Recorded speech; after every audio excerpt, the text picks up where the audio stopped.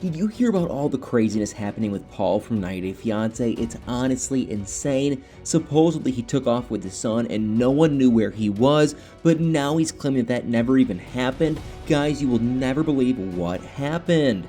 So Paul and his 3-year-old son Pierre were recently reported missing, and now according to the reports, Pierre wasn't just missing, he was kidnapped by Paul, and this has obviously alarmed everybody, but then Paul suddenly came out and claimed he and Pierre were never even missing in the first place, and according to him, everything was just one big misunderstanding, and I don't know about you guys, but this makes absolutely no sense to me.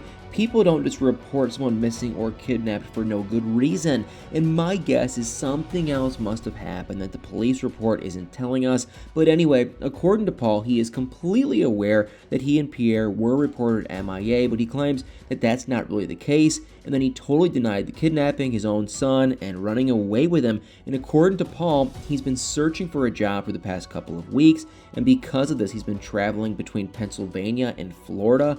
So that's why he's been so quiet, and the only reason that he took his son Pierre with him was that Pierre suffers from extreme separation anxiety. And my question now is, doesn't Paul have a cell phone or anything he could have used to send a message to show that he and Pierre were all right? But back to the main story, because of the report that was issued, Paul didn't really have a choice but to return to Louisville with his son Pierre, and after he got to Louisville, he gave Pierre to his parents. And if you're wondering why he did that, well, according to Paul, he just didn't want to be the person to deal with Child Protective Services when they came to collect Pierre, and now apparently all Paul wants to do is focus on getting sole custody of both his sons, Pierre and 1-year-old Ethan, rather than letting his ex-wife Corinne get them. But with everything that has been happening between him and Corinne, I don't think that's going to be so easy to achieve. And I mean, from their very first appearance on 90 Day Fiance way back in 2010, Paul and Corinne's relationship looked as rocky as ever, and even marriage couldn't hide or change that fact. And if you guys have been closely keeping up, Paul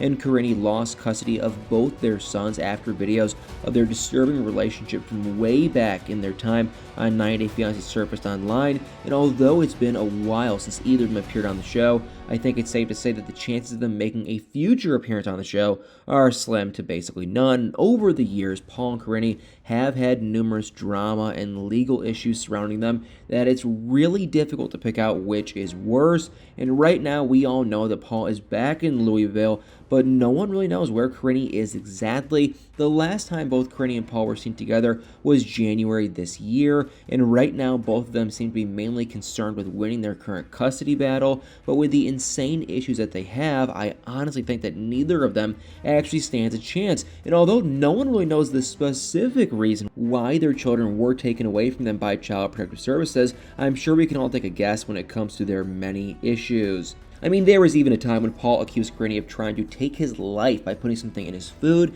if you know what I mean, and then in some past police report, Corinne allegedly said that Paul had inappropriately touched her. You guys, I'm so shocked right now, I honestly don't even know what to say. I guess all we can do right now is hope that Paul and Corinne actually work with the law enforcement to make sure that their sons, Pierre and Ethan, actually end up in safe hands, even if those hands belong to neither of them. But in the meantime, there's something that I'm very curious to know. Do you guys think that either Paul or Corinne would actually end up winning the legal battle, or do you think that they'd lose both their sons to the system? Don't forget to let me know your thoughts in the comments below. And guys, like always, do me a huge favor. Hit that like, follow, share, subscribe button. Y'all better stay tuned for many more videos.